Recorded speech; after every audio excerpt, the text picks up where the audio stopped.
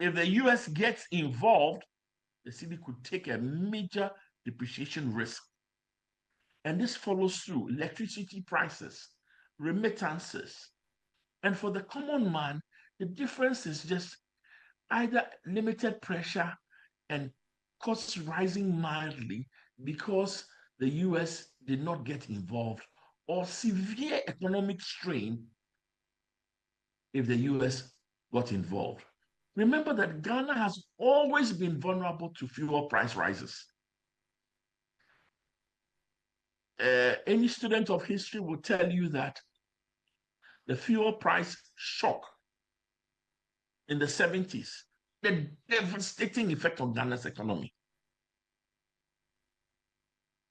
If the US gets involved, it could have a devastating effect. At this moment, as a Ghanaian, you know what? I'm just praying. Trump, stay in your lane. Trump, don't get involved. Because if he gets involved, we should fasten our seatbelt for a tough time.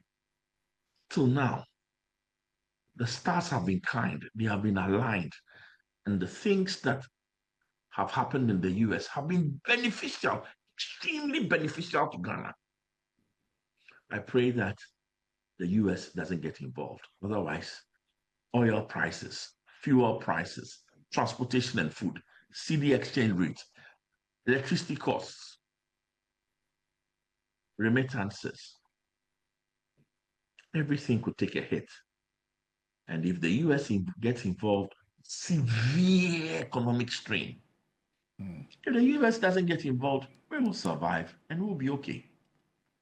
I see. But whether the United States will get involved or not is totally out of our control. I mean, this is a decision that we cannot influence in any way.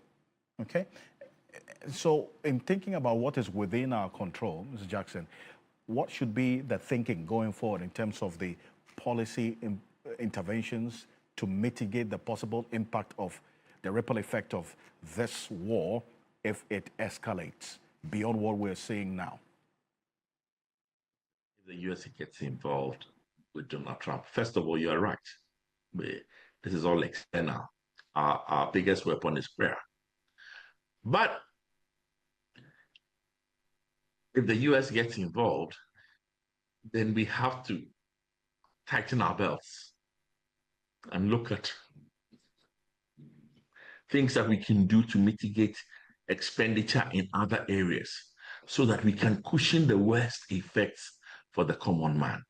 That's what we cushion the worst effects for the common man, which means uh, um, uh, we should save money in other areas so that, for example, the electricity price rises because the cost of oil-fired production, power production go up. We should save money in other areas so that we can cushion that. We should be negotiating with the transport union so that the price rise is not as devastating as it should be. Or in all this, we should always remember Ghana has always been dependent on the price of oil.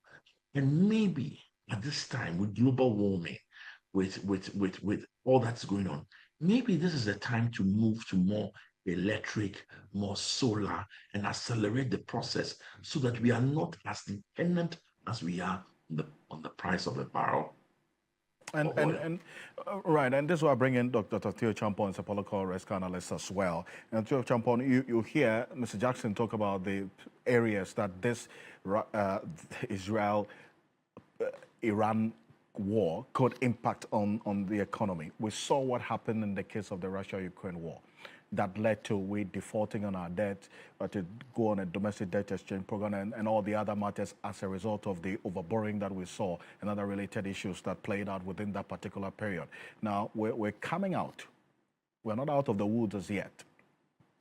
As a result of all of that happened. And then we're having to deal with this latest as well, which is entirely out of our control. We're importing over $400 million of that's finished product into this country. And these two countries are strategic when it comes to the crude oil pricing on the world market as members of OPEC. From where you sit, how do you see this war, the Israel-Iran war, impacting on Ghana if it continues longer than what we are seeing now? Thank you once again. You're very right. So in the last few years, actually started with the pandemic and then Russia, Ukraine, and the major impact that had on global food and fuel prices. And I think the parallels now with the Iran-Israel conflict is really the potential inflationary impact of that, especially if oil prices go up further through the roof. So recall that during the war, the Russia-Ukraine, at one point, oil prices went up to about $147 or so per barrel before eventually coming down as the war went on. And the concern now at the moment is that are we likely to see similar sentiments being expressed or being borne out in the oil market? And for a country like Ghana, that it actually is net oil importing, could have some major impact on inflation and some of the other sort of fiscal targets that the government has. I say, and that's the real concern here, the fiscal targets that government has. We've seen the average Brent crude projection in the 2025 budget of $74.7 there. How do you see things playing out, especially with the specific targets, the fiscal targets that you referenced?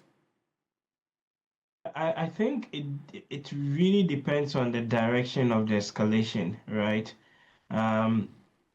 If things further escalate and actually becomes really bad, and let's say we see oil prices crossing the $90-$100 a barrel mark, for sure it's going to impact petrol prices at the pump. So Ghanaians are going to have to pay more for petrol, regardless of the fact that the exchange rate, the cedi, has stabilized.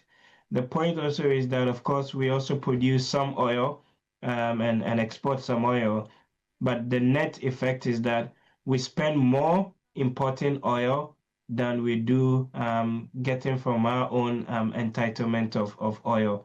So that is really, I suppose, the biggest concern. But we also do have some levers kind of domestically. So I think the 1 cedi a liter charge that the minister wanted to introduce, that has been shelved for now.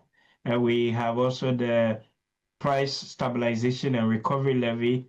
I don't know the amount in it at the moment, but that should also allow us to at least cushion payments at the pump for a couple of weeks. With the budget itself, the numbers or the projections are based on certain fiscal receipts coming in.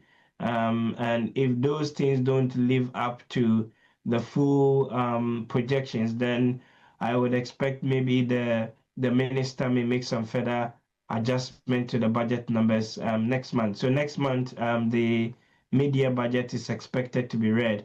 And I think by that time, we would have been in a better position to actually know sort of how the early scale impact of the conflict is having on Ghana's fiscal finances. So far, it looks as though the markets have baked in the possibility of some form of resolution of the Iran-Israel conflict. And so you're not seeing oil prices spiking through the roof sharply as we saw during other episodes. But yeah, we don't know what will happen tomorrow. Dr. Theo Champon, thank you so much for joining us here on Ghana Tonight.